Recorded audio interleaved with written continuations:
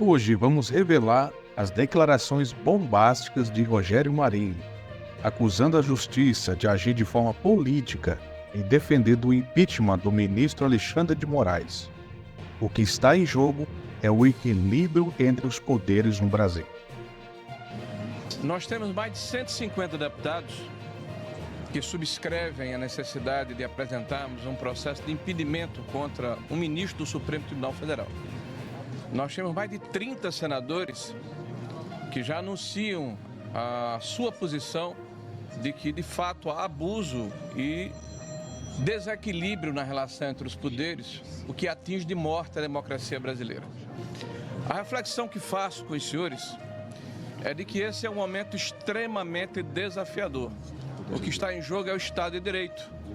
Nós, da oposição e os independentes, deveríamos estar discutindo, e eu concordo, a situação do Brasil. Nós deveríamos estar fazendo aqui a oposição a um governo perdulário, inconsistente, inconveniente, que não tem nenhum compromisso com a sociedade brasileira, um governo populista. Mas nós estamos aqui discutindo a questão do equilíbrio entre os poderes.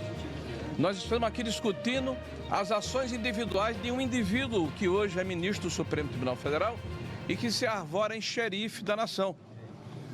Eu me lembrava e queria repartir com os senhores uma expressão que dizem que foi do Luís XIV, onde ele falava: o Estado sou eu.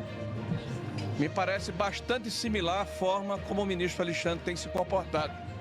Vejam que o episódio do dia 8 de janeiro, lamentável sobre todos os aspectos, mas que convalida essas arbitrariedades que estão sendo praticadas contra o espectro ideológico da sociedade brasileira, foi objeto de uma entrevista desse ministro, se colocando como vítima deste processo. Pois muito bem, aonde está a imparcialidade desse juiz?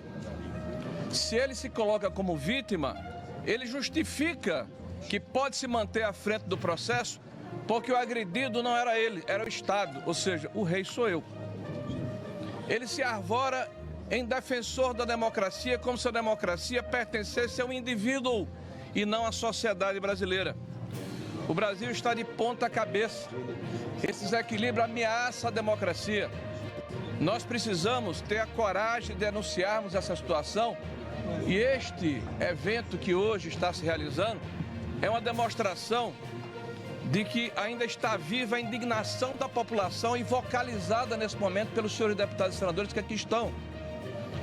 Porque o que acontece nas ruas de todo o Brasil é um sentimento de impotência, é um sentimento de injustiça, é um sentimento de que a justiça perdeu a credibilidade. Precisamos defender o judiciário, precisamos defender o legislativo, precisamos defender a democracia.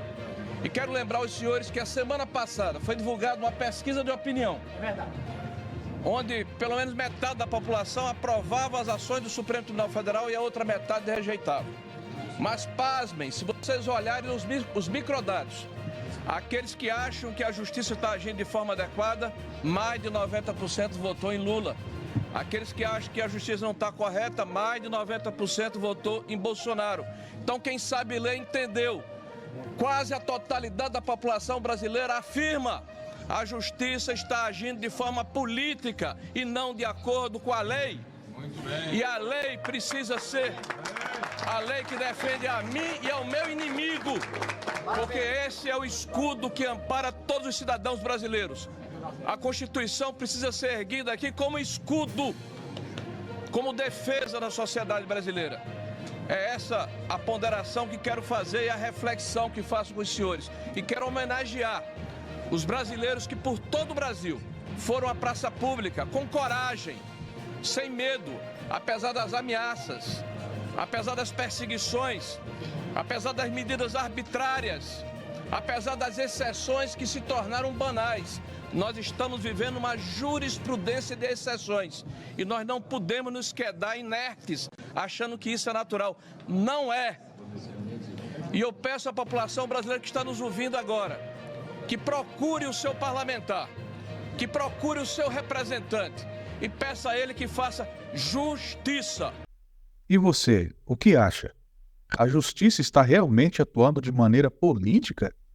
Deixe sua opinião nos comentários.